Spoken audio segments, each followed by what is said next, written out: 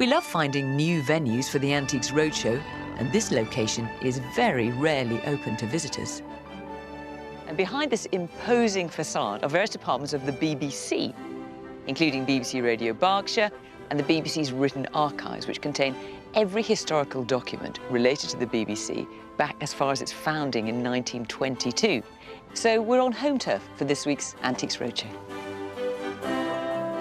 This imposing Victorian exterior hides a bit of surprise inside. For today's Antiques Roadshow, I'm in the newsroom of BBC Monitoring at Caversham Park near Reading.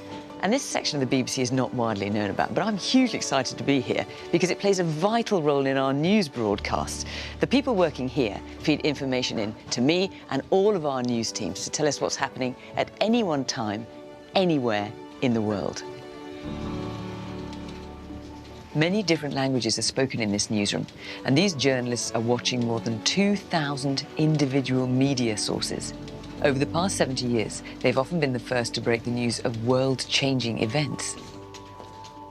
BBC Monitoring was set up in August 1939 as war threatened the nation, and one of its aims was to listen in to what countries were broadcasting to their citizens on the radio, translate it, analyse it, and highlight to the government any propaganda or spin.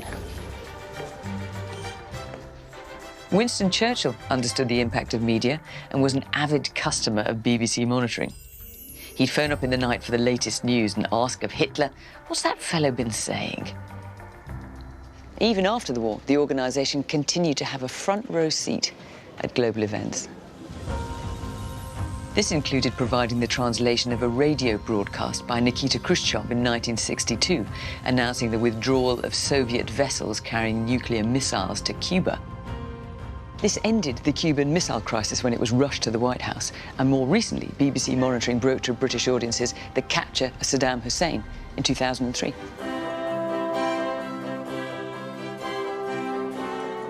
The building as we see it today was rebuilt in 1850 after the existing one was destroyed by a fire. Ironworks manufacturer William Crawshay, known as the Iron King, owned the mansion, but he didn't get round to insuring it. Not that it mattered. He was so wealthy, he could rebuild the whole thing, and this time around an iron frame. And it was one of the first houses in England to be built in this way. Behind me is where we're going to be holding today's show, and soon our usual tables and chairs will be put up there.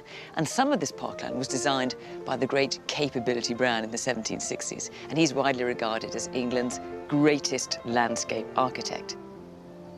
He wasn't scared of moving hills and making lakes and flowing rivers, and his designs often featured ha-has, those hidden boundaries separating the park from garden and keeping deer at bay while providing a seamless landscape.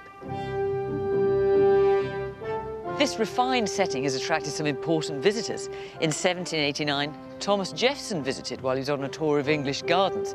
He was a US ambassador to France at the time, before he went on, of course, to become America's third president. And he thought Caversham Park was beautiful and described it as a large lawn separated by a sunk fence and well disposed with clumps of trees. I suspect he'd be impressed to see this magnificent cedar of Lebanon tree today.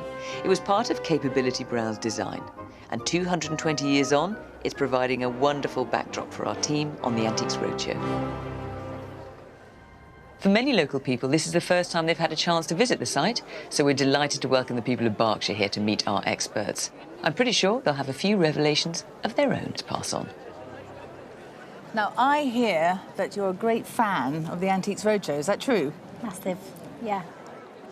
And as we prepare to pack up from our busy day, our visit here has also proved our chance to say farewell to BBC Caversham, as since this programme was recorded, it's been announced that the monitoring service here will be relocated to London. Our day here at Caversham is drawing to a close, but before we go, I want to share something with you that I've learned today. BBC Caversham stores all BBC artists' contracts from about the 1920s until about 2006. So some of mine will be in there, which is a bit of a shock to me. But also I found this one in the archive, which I thought you'd like to see. It is all the contracts for Julie Andrews when she was employed by the BBC.